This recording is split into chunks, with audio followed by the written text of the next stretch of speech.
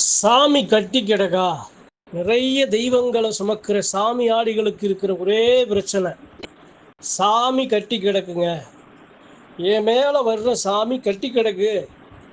அந்த சாமி வந்த சாமி இப்போ வரலை, பேசலை, உணர முடியலை, வாக்கு சொல்ல முடியலை அப்படிங்கிற இதுதான் எல்லாருக்கும் சாமி ஆடிகளுக்கு இருக்கிற பெரிய ஒரு என்ன சொல்றதுன்னா, ஒரு ஆபத்துன்னு சொல்லலாம், ஒரு குழப்பம்னு சொல்லலாம். விடை தெரியாம தேடி அலையிற மக்களுக்கு தான் இன்னைக்கு இந்த பதிவு. சரிங்க, உடல் கட்டி கிடக்கு அப்படின்னு ஏன் சொல்றேன்? எதுக்கு உடல் கட்டி கிடக்கணும்?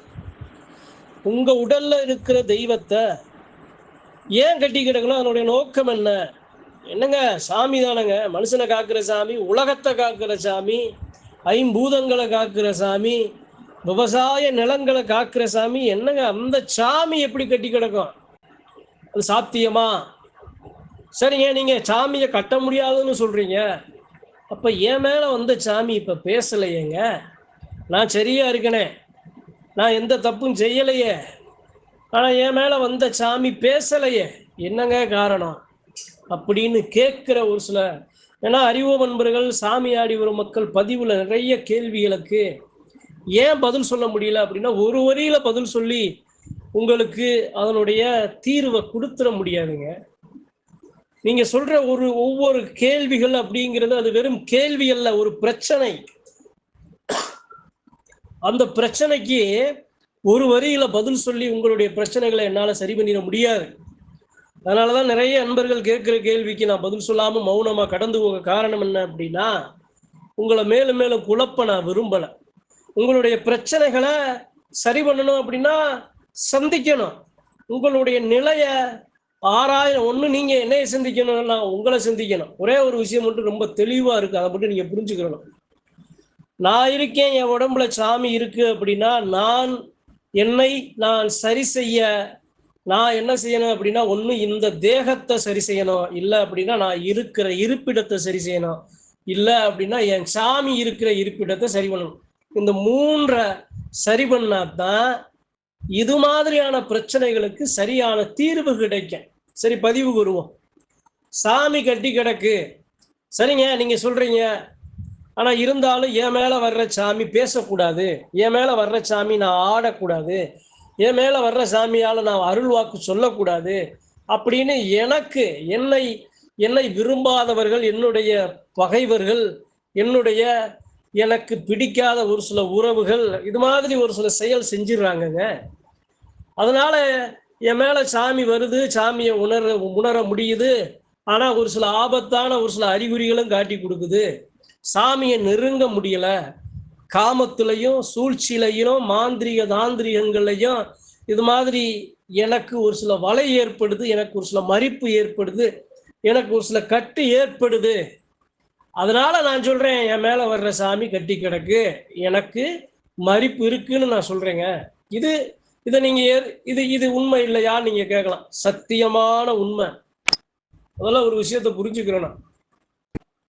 என் மேல சாமி வருது அப்படின்னா எனக்கும் என் தெய்வத்துக்கும் இருக்கிற தொடர்பை துண்டிக்கணும், நெருக்கத்தை குறைக்கணும், தெய்வத்தை அதனுடைய முகத்தை மாற்றணும், அந்த தெய்வ சக்தியோட பார்வையை மாற்றணும்னு நிறைய ஒரு சில இது போன்று ஒரு சில விளையாட்டுகள்லாம் நடக்கும். இது எல்லாத்தையும் சாமி ஆடி வரும் மக்கள் சந்திச்சுதான் ஆகணும். ஏன் நடக்குது, எதுக்கு நடக்குது அப்படின்லாம் நாம சொல்ல முடியாது. ஒவ்வொரு மனிதனோட புரிதலும் வேற மாதிரி இருக்கும். நாம இன்னொரு மனுஷன் என்ன நினைக்கிறேன் அப்படிங்கிறத நம்ம பார்வைக்கு சரியா படும், அவங்க பார்வைக்கு சரியா படாது. அப்ப சாமியாடிகள் சந்திக்கிற ஒரு எப்போதும் சந்திச்சுக்கிட்டே இருக்கிற ஒரு சாதாரண பிரச்சனை தான் இந்த கட்டு, இந்த மறிப்பு. சரி, இந்த கட்டு மறிப்பு இருக்கு அப்படின்னா அந்த கட்ட மறிப்பை தாண்டி எப்படி அந்த சாமி உங்களுக்கு அதை தெரியப்படுத்துது?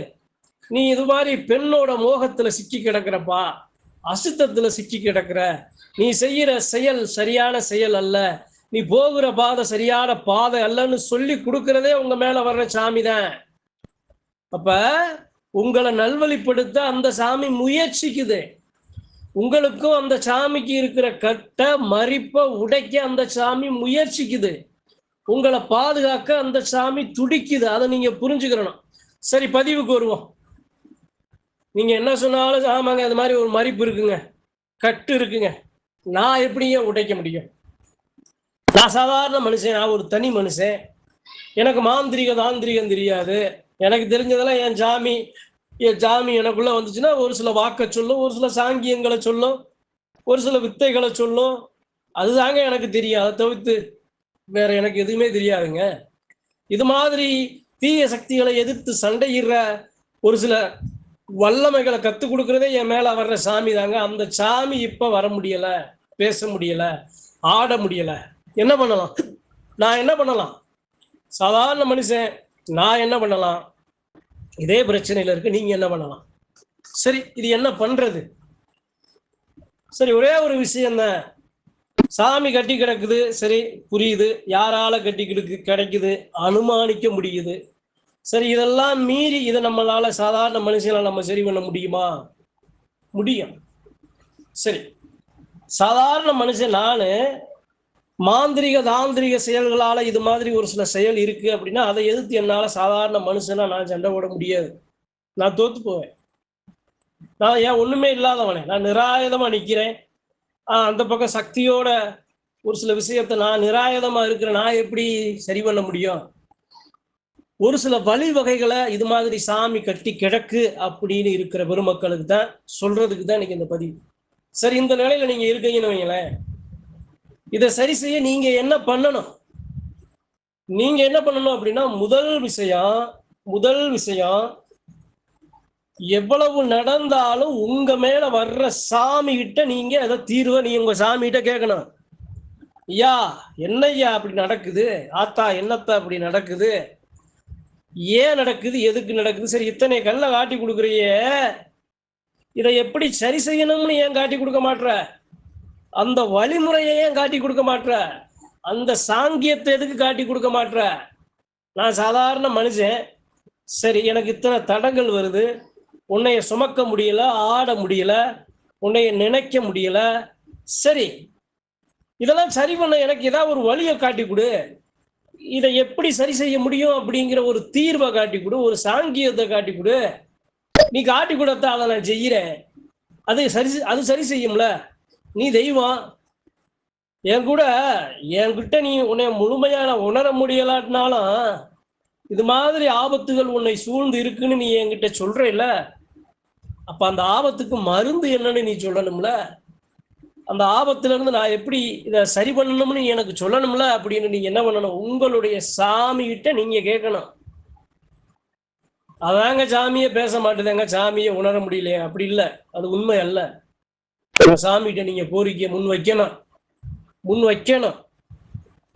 நீங்க கேட்க கேட்க கேட்க அந்த சாமி கண்டிப்பா உங்களுக்கு அதனுடைய தீர்வை உங்களாலேயே அதை சரி செய்ய அந்த சாமி சொல்லும். கனவுல சொல்லும், அசரீரியில சொல்லும், கண்டிப்பா உங்களுக்கு சொல்லும். அப்புறம் உங்களுக்கு சொல்லாம என்னுடைய வாகனம், அந்த சாமியோட வாகனம், நீங்க உங்களுக்கு சொல்லாம எப்படி அந்த நிலையை சரி பண்ண முடியுமா? கண்டிப்பா சொல்லும். ஆனா நீங்க பேசணும், உங்க சாமிகிட்ட கேட்கணும். எவ்வளவு இடைவெளி தூரமாக இருந்தாலும், உங்க சாமியை எவ்வளவு உணர முடியாம இருந்தாலும், எந்த நிலையில நீங்க இருந்தாலும் அந்த நிலையில அந்த சாமியை நீங்க மனசுல நினைச்சு நீங்க கேட்கணும்.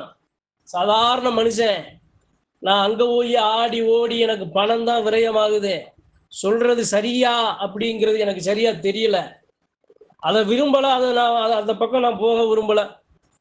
உன்னை உண்மையா ஆடுறேன், உன்னை நேசிக்கிறேன், நீ வேணும்னு நினைக்கிறேன், உன்னால 4 மக்களுக்கு நல்லதை செய்யணும்னு நினைக்கிறேன்.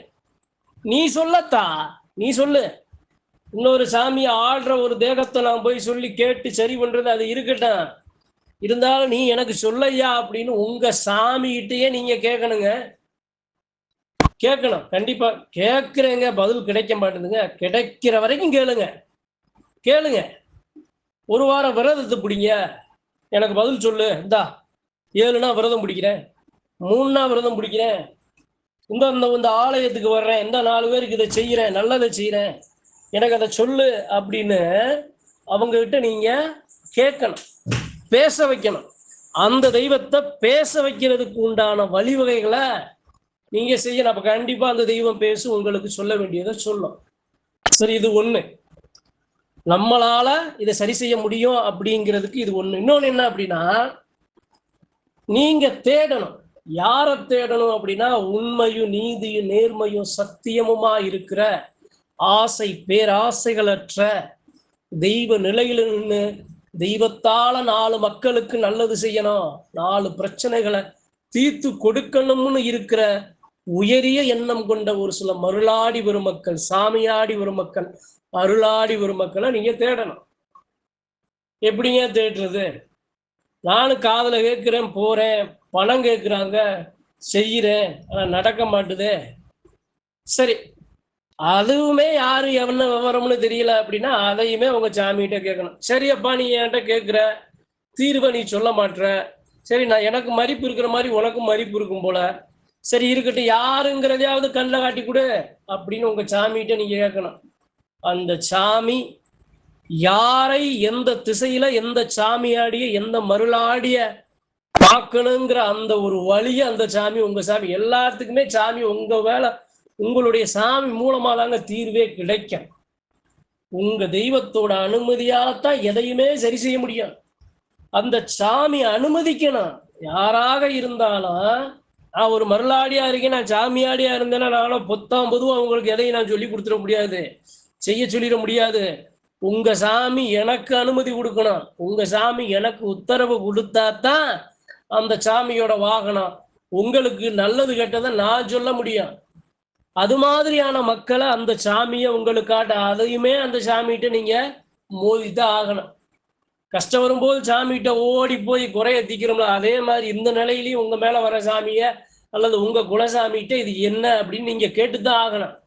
இப்ப அந்த சாமி ஒரு உருவத்தை காட்டும், அந்த சாமி ஒரு சாமியாடிய காட்டும். அவரு சுத்தமான தெய்வத்துக்கு தெரியும்ல யாரை கை காட்டணும்னு. தான் பிள்ளைய ஏமாத்தாம தான் பிள்ளைய நல்லபடியா வச்ச கோரிக்கையை நிறைவேற்றணும்னு காற்ற அந்த அருளாடி வரும் மக்கள் தெய்வத்துக்கு தெரியும். அவங்கள கண்ணில் காட்டும் உங்களுக்கு. அவர்களை நீங்க சந்திக்கணும். அப்படி சந்திச்சீங்க அப்படின்னா அவர்களால உங்களுடைய இந்த கட்டு இந்த மறிப்பு உடைக்க முடியும், அதுல இருந்து மீண்டு வர முடியும். சரி, இது ரெண்டு. ஒண்ணு, உங்க சாமியே உங்களுக்கு அந்த சாங்கியத்தை சொல்லி சரி பண்றது இல்லை அப்படின்னா அந்த சாமி காற்ற அருளாடி வரும் மக்கள், சாமியாடி வரும் மக்கள், மருளாடி வரும் மக்கள் மூலமாக இதை சரி செய்யறது. மூன்றாவது என்ன அப்படின்னா, கடைசியா நீங்க சொன்ன ரெண்டுமே முயற்சி பண்ணிட்டேங்க. நானா கேட்டு பார்த்தேன், சாமி ஒன்றும் சொல்லல.